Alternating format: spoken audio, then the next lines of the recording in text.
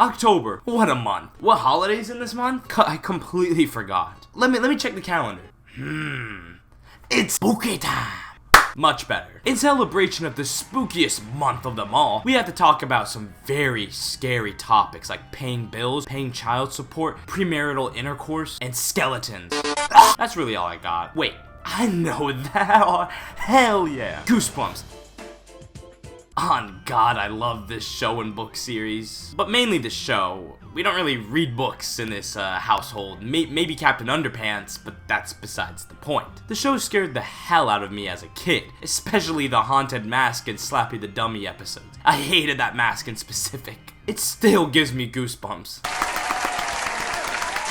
A favorite for almost everybody is the iconic One Day at Horrorland, which was so popular that it got a 2-part episode for the TV show and a whole spin-off book series about the amusement park itself. I mean, who doesn't love a horror-themed amusement park? Before we talk about the spooky game, make sure you guys do follow me on my Twitter and Twitch below. I post on Twitter, I stream on Twitch. Follow me there. Alright. Around 2008, many corporations wanted to get their dirty hands onto the very popular video game industry, so of course a theme park themed horror book would be turned into a PlayStation 2 game. Goosebumps Horrorland, a video game released for the PlayStation 2, Nintendo DS, and Wii, is a nostalgic moment for my childhood. I love this game with a passion. I mean, I loved every game that involved theme parks. I love theme parks. Okay. I replayed the entire game and its gameplay still holds up and has more replayability than Sonic Forces with its whole 30 minutes of gameplay. This is what's great about the late 2000s. Since the consoles couldn't hold high quality graphics, it wasn't their main focus, but rather fun gameplay to attract gamers. Oh, and already famous icons in the entertainment industry like SpongeBob and The Simpsons, which all have amazing games during this time. Let's talk about this game, but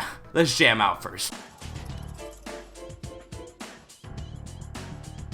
The game starts out with a cutscene, as most games do, with a horror. The creatures that run the park in this game is giving you a free ticket to Horrorland, which your friend got one too, and you guys decide to go to the park. Let me get the rest of the story out of the way. You get into the park, and in the second area you find a little girl riding on a roller coaster, which you save her on. She helps you to escape the park by doing multiple tasks, and you ride the final ride to get out of the park, which you and her escape. But plot twist, she was the devil monster that park was trying to contain the entire time, and she's gonna take over the world. That's it. No happy ending, just a black screen. Hey, I never said Stephen King wrote this story. Well, to be honest, he might have. I mean, I think we all forgot about the ending of The Mist, huh? That ending still leaves a bad taste. Anyways, the gameplay of Goosebumps Horrorland is what makes this game so great. So let's take a look at most of the mini-games within the game and the areas they are in. The first area is Carnival of Screams, which is a basic carnival theme. Bumper Carnage is a game where you have to bump into the side of all the AI bumper cars 3 times in order to win. Straightforward,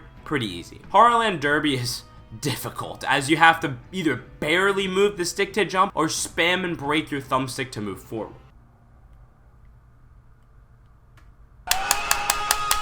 Monster Mash is just hitting the monster targets and avoiding the girl to get points. It's simple, but I seem to crash every time I play. God damn! Dead Ringer is the easiest of them all. Just spam the bumpers and press at the right time to win. Wheel of Misfortune is iconic. You run and jump to land on a number to get the point. It's a very clever game that I usually play to grind for coins. Calamity Canyon is a roller coaster that changes every time you go around, as there is more to avoid and dodge so that you don't die. I have no clue what's up with Goosebumps and killing children. R.l.stine, is that your fetish? You don't want to tell us about? I mean, man, I got time. We could discuss this if you want, man. Have a cup of tea. I don't know what you're into, man, but you gotta stop this. After Carnival of Screams, we get into Vampire Village.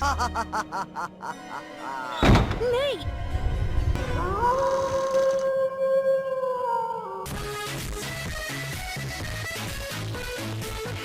Which has the iconic Putt Cemetery, which is just golf with an eyeball, but it's mini golf. I mean, come on, who doesn't love some mini golf? The batting cage allows you to whack bats with a bat to get points. And the big one, the Roller Ghoster, which is a ride where you throw balls at vampires and other obstacles to clear your way and rack up points on a roller coaster. There are other games like Garlic Crusher where you throw garlic at vampires, and the Coffin Cruise, but I couldn't play that one because it would always, god damn it, not again. There are other areas like a swamp themed one with a cool spider variant of the Wheel of Misfortune that still gives me the heebie-jeebies still today, and some other gross rides. The coolest one of them all is Mad Labs, which has some of the hardest games but is all futuristic and robotic themed. And the last area, Terror Tombs, is Egyptian themed and is basically a recycle of some of the best rides from the other areas. One thing about this game is that every character and thing you interact with has personality. Like, even the Dead Ringer game makes me want to hurry up and never play it again. 10! Dead Ringer!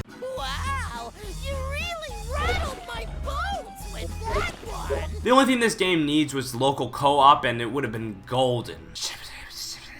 What, you're telling me that this game was received very bad by the critics, even though the critics are obviously wrong about many things? Well guys, I guess that means that this nostalgic game is bad. 0 out of 10 because a critic said it's bad. I can't believe it, my day is ruined. I mean, what did I expect from picking this game up from one of those elastic book fairs in elementary school when I was like 8? But I only had enough money to buy either an eraser or just one of those pointer things. I still don't understand why the game hasn't been remade or redone at all. I guess people really don't remember this game. The concept is great, but I would assume the Goosebumps title is dead, but it's most definitely not, because 2 Goosebump movies in 2015 and 2018 have been made, and the 2018 one was originally going to be about Horrorland, but for some reason they scrapped it. I would love to see this game remastered graphically, have a ton more areas and games, and actually be somewhat scary. I think that would be pretty cool. As we conclude this video, I want to say happy Halloween to everyone out there. Enjoy your time with friends, family, or yourself eating candy, looking in the mirror, knowing that the scariest thing of them all is your loneliest. But y'all aren't ready to talk about that. Since I need a costume for Halloween, I want to see which famous person I look close to, so I don't have to change my look up too much. I'm not disappointed, but I